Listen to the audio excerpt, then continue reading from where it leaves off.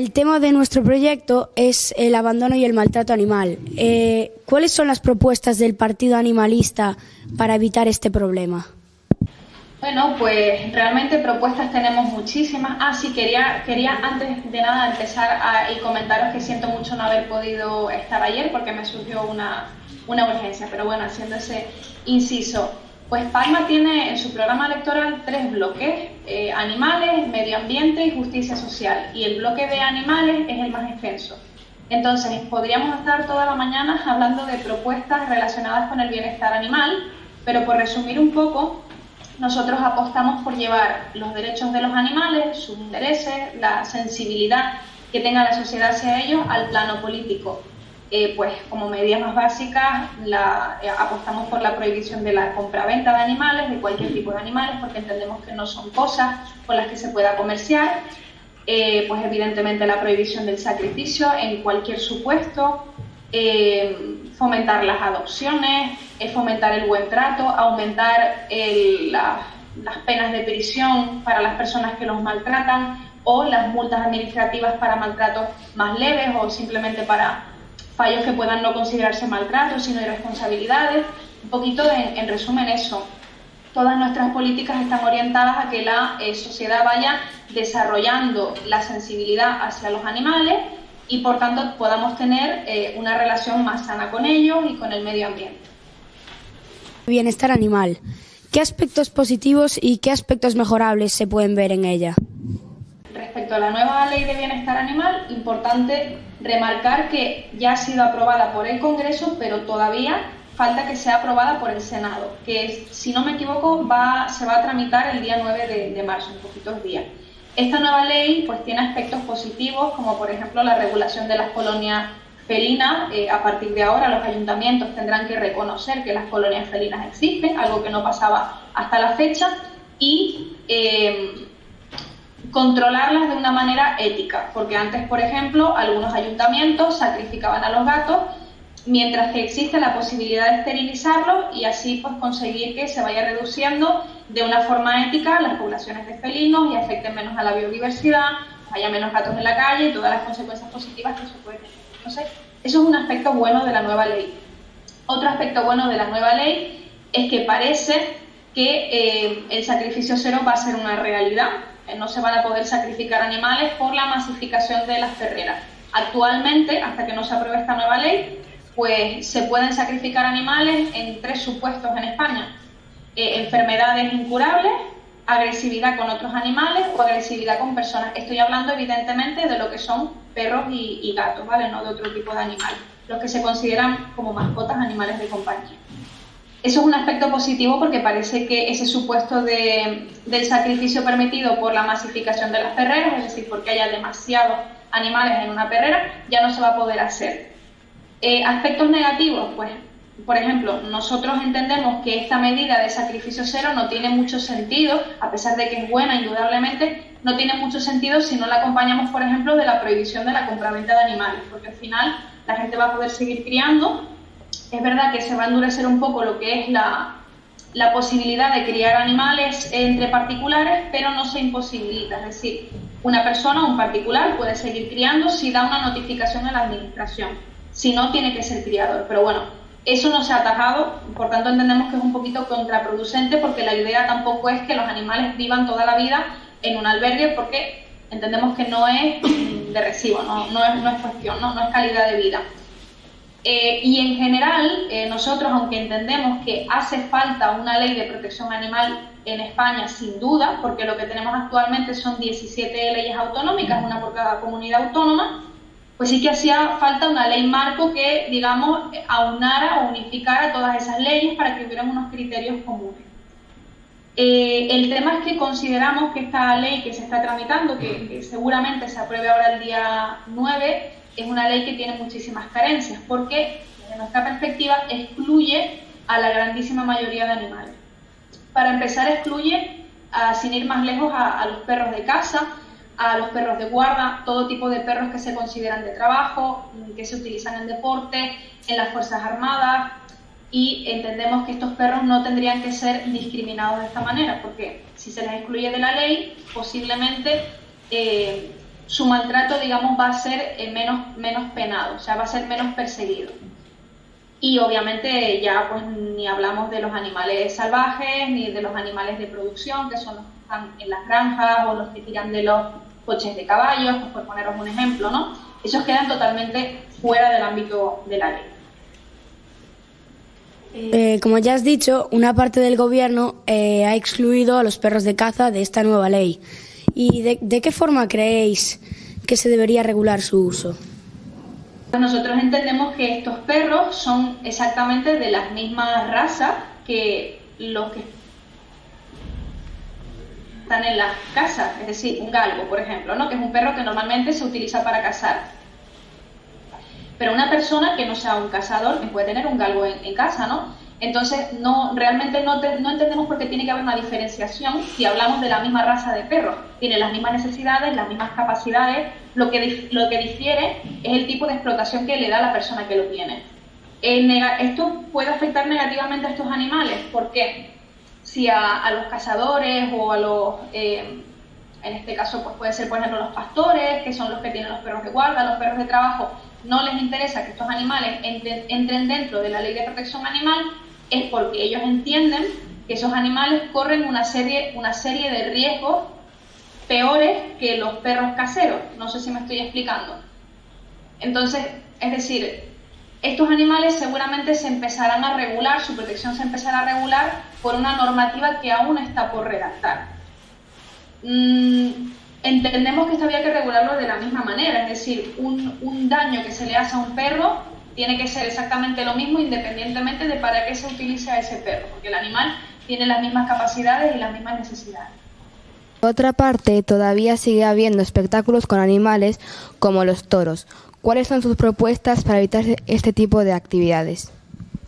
A la tauromaquia nosotros somos muy tajantes, no le vemos ningún tipo de futuro. No consideramos que sea una actividad que haya que mejorar en ningún sentido, sino que es algo que habría que abolir, eliminar por completo, ya que no hay una forma, digamos, sana de llevarla a cabo. Se haga como se haga, el animal siempre va a sufrir. Por ejemplo, hay personas que proponen que se toree, pero que no se mate al animal al final del espectáculo. Nosotros somos contrarios a eso porque normalmente se olvida que los animales no solamente sufren físicamente, sino que también sufren psíquicamente. Son seres sintientes, tal y como lo reconoce el Código Civil y la ciencia, o sea, tienen capacidades totalmente completas. Por tanto, todo el proceso que hay desde que un toro sale de la dehesa y llega a la plaza para ser toreado, ahí ya hay un sufrimiento, el animal está fuera de su hábitat natural, de su entorno habitual, se llevan a cabo una serie de prácticas para preparar al toro que le molestan y finalmente pues, al final es sometido a una ridiculización y a una tortura, porque no se le puede llamar de otra forma, hasta que se le quita la vida al final del espectáculo. Entonces nuestras medidas serían directamente la abolición. Sin embargo, la tauromaquia en España está regulada como bien de interés cultural, lo cual dificulta mucho que se pueda abolir simplemente, y no es algo tan sencillo como llevar a cabo un referéndum y preguntarle a la gente si quiere toros o no los quiere. Esto es más complejo. Entonces apostaríamos para empezar por eliminar todas las subvenciones a este sector, es decir, que del dinero público, con el dinero público esto no se financia. Y teniendo en cuenta la cantidad de subvenciones que se reciben, que he de decir que son cantidades muy difíciles de calcular porque la administración pública no lo pone fácil, sí que se sabe que destinan muchos millones de euros de dinero público, repito, para financiarlo. Entonces, si terminásemos con estas subvenciones, posiblemente entre eso y que cada vez hay menos afluencia. En España hay 50 granjas, más o menos, que se dedican a la peletería. ¿Qué proponen como alternativa para este tipo de actividades?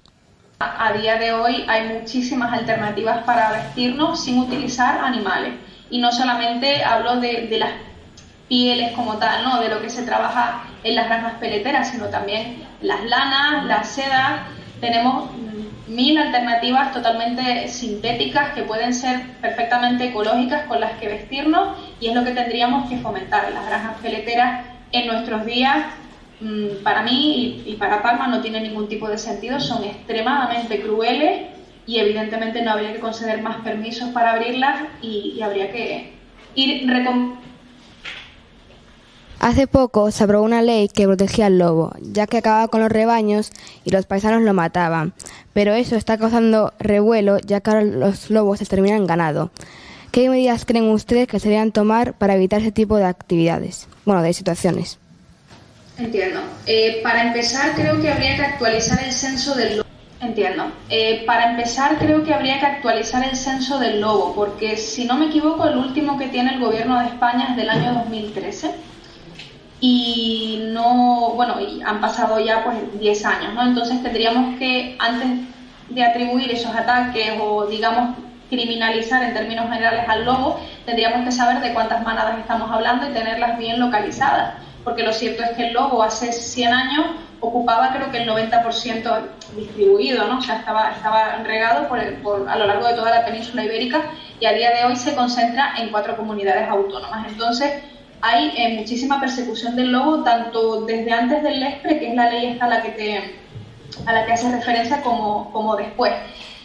Hace poco yo tuve una intervención con un ganadero en televisión, y la realidad es que los ganaderos piden indemnizaciones por cada vez que un lobo ataca a un animal, ¿no? Para empezar, no se están haciendo los estudios pertinentes, que si no me equivoco son los de recoger el ADN del animal atacado, para certificar que ha sido un ataque de lobo, ¿no? Y en base a eso, pues se están autorizando matanzas, porque aunque la ley diga que es un animal especialmente protegido, sí que las comunidades autónomas pueden pedir permisos especiales para matarlos si consideran que los ataques son demasiados. Los ganaderos tendrían que apostar por proteger mejor al ganado, porque tengamos en cuenta que al lobo, por hacer un poco de abogado del diablo, por así decirlo, el lobo ha perdido una parte enorme de su hábitat natural. Ha pasado de estar, como dije antes, en toda la península ibérica a estar confinado en 4 comunidades autónomas, y prioritariamente en 2, que son, si no me equivoco, son Galicia y Castilla y León. Entonces, este animal se ha quedado sin hábitat, este animal se está quedando sin recursos, porque la caza también persigue al lobo, porque el lobo se come a las presas de la caza, o sea, se come las piezas de caza. Los cazadores tienen menos donde cazar. Y aparte, el campo se está cercando en muchos aspectos, entonces los animales no pueden circular y se ven obligados a acercarse al ganado, a las poblaciones humanas, y ahí es cuando empiezan los problemas. Entonces, habría que entender la perspectiva de la realidad del lobo y evidentemente la ganadería, que va al sector que se dice afectado, pues llevar a cabo medidas para proteger. Estos se encierran a los animales en espacios bastante reducidos, aunque a veces se ofrece un poco más de espacio. ¿Qué cambios se deberían aplicar para que los animales vivieran en mejores condiciones? A ver, esa pregunta es un poco complicada, porque yo entiendo que hay muchos zoos. Por ejemplo, donde yo vivo, en Tenerife, hay un zoológico que posiblemente lo habéis escuchado, que es el Loro Parque, que es uno de los más famosos del mundo. Y realmente tú vas al Loro Parque y tú no ves maltrato animal, porque es muy bonito, es espacioso, está bien cuidado. Y yo entiendo que la gente tenga pues ideas encontradas respecto a lo que piensan sobre los zoos, porque son sitios donde a veces apetece estar de lo bonitos que están, otros no, muchos otros no.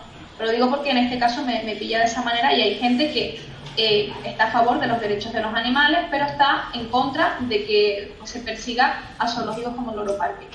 A ver, los zoológicos realmente tienen la idea de acercar a los animales o a la naturaleza a las personas. Si vamos a ver animales que en nuestra vida podremos ver en sus entornos naturales. Pero la realidad es que esos animales están siendo extraídos de sus entornos naturales para que se les pueda confinar en un espacio que puede ser mayor o menor, pero totalmente fuera de su hábitat natural, para que las personas los podamos ver. Entonces nosotros somos partidarios de que los zoos se reconviertan en centros de recuperación de especies. Es decir, que los animales que se puedan devolver a sus hábitats naturales, que es complicado porque normalmente una vez quedan en cautividad después ya no podrían sobrevivir en libertad, somos partidarios de que se les devuelvan lo que sea posible, que no se pueda criar en los zoos tampoco, porque si crías un animal en cautividad luego tienes la excusa perfecta para no poder liberarlo, y que se utilicen como centros para la, como dije, recuperación de las especies autóctonas de cada ciudad donde se ubique ese zoo. Es decir, que si la gente va a ver a los animales, sea para poder ayudarlos, para que digamos, reconvertir un poco los zoológicos en fundaciones para recuperar la fauna, incluso la flora, que esté deteriorada en esa comunidad autónoma, ¿no? Entendiéndolos como son, nosotros no somos partidarios porque no consideramos que los animales, como dije antes, tengan que ser objetos de comercio. Un zoológico no es un museo y un animal que es un ser sintiente no debería estar confinado para que la gente lo pueda ver, y eso creemos que habría que ir entendiéndolo poco a poco. Muchas veces se amputan partes del cuerpo de los animales, como la cola o las orejas, para hacer que los animales sean más bonitos o más eficientes. ¿Qué podemos hacer para evitarlo? Está prohibido actualmente cortar orejas y rabos por motivos estéticos. Como único se pueden cortar es por motivos veterinarios. Si, por ejemplo, hay un carcinoma en la oreja, el veterinario puede hacer un corte para limpiar la zona que está afectada. En el rabo lo mismo. Y en el caso de los gatos también se permite un corte muy ligero en la punta de la oreja para identificarlos como gatos esterilizados cuando pertenecen a los programas SER de captura, esterilización y retorno de colonias felinas. Pero no sé decirte desde qué año, no recuerdo si es de los 2000, década de los 2010 o algo así, pero está prohibido, ya no se puede por motivos. La condena por delito de maltrato animal aquí en Galicia es como máximo de 3 años de pena. ¿De qué modo puede ser más efectivo un aumento de la condena? Yo no soy jurista, por tanto no puedo darte... Me suena un poco raro lo de los 3 años, porque tengo entendido que incluso la nueva reforma del Código Penal, que se está tramitando conjuntamente con la Ley de Protección Animal, contempla los 24 meses y hasta donde yo sé hace falta hace falta como mínimo 24 meses y un día para poder entrar en prisión. Normalmente por menos de 24 meses no se entra en prisión, a menos que haya agravantes. Creo que hay muy pocos casos en la historia de España y desconozco si el máximo son 3 años en Galicia. Realmente me suena raro. Es que la verdad que no te sé responder a esa pregunta. Pero bueno, por darte una respuesta, si quisiéramos, digamos, hacer que las penas fueran más altas, para empezar necesitaríamos una mayor colaboración de las administraciones públicas, y con ello me refiero pues a los abogados que representan a los animales, las fiscalías, los propios ayuntamientos. Bueno, los ayuntamientos son multas administrativas, no cuenten los ayuntamientos. Los jueces, es decir, que hubiera una mayor implicación por parte de las autoridades judiciales. Si vemos un animal en peligro o animales que se han abandonado, ¿cuál es el método que deberíamos seguir para atenderlos? Vale, cada comunidad autónoma tiene un poco su protocolo, pero para generalizar os puedo decir que si ves un animal abandonado, lo primero que tienes que hacer es ponerte en contacto o bien con la Guardia Civil, que normalmente será el SEPRONA, el Servicio de Protección de la Naturaleza, el que te atenderá, o bien con la policía local, pero siempre tienes que avisar a una autoridad, tienes que decir dónde está ubicado ese animal, tienes que describir sus características, el estado en el que está, y ellos normalmente te van a preguntar si tú puedes retenerlo en lo que lo van a buscar o si van ellos directamente, porque a veces no se puede retener, sino que está por una zona. Ellos deberían ir a comprobar, ¿no?, cómo está. Una vez el animal es capturado, ellos tendrán que comprobar con un lector de microchip si está identificado o no. Si está identificado, tienen que llamar a su propietario. Si no está identificado, por lo menos en mi comunidad autónoma son 21 días, pero os digo que esto puede ir variando, incluso de 10 o hasta un mes, que lo tienen que retener por si alguien lo reclama antes de proceder a darlo en adopción o a día de hoy todavía su sacrificio. Y es simplemente eso, siempre hay que avisar a las autoridades. PACMA pide ayuda social para concienciar a la población y prevenir el maltrato y el abandono animal. Aunque siga habiendo muchas situaciones de este tipo, ¿de qué forma puede extenderse esa conciencia de ahora en adelante para evitar este daño a los animales, y qué está haciendo PACMA en este sentido? PACMA al final es un partido político, pero no tiene representación. Por tanto, la labor que puede hacer, la labor más importante es la de conciencia social y documentación. Entonces nosotros, una gran parte del trabajo que desarrollamos cada día es documentar la realidad de los animales en España. Tenemos unos 30 coordinadores más o menos divididos en todo el territorio nacional, que nos van hablando un poco de la situación en su comunidad autónoma, de la situación en su municipio, y nosotros nos encargamos de un poco de hacer como de altavoz de esas realidades y a su vez hacer presiones a las administraciones que son responsables de lo que va ocurriendo.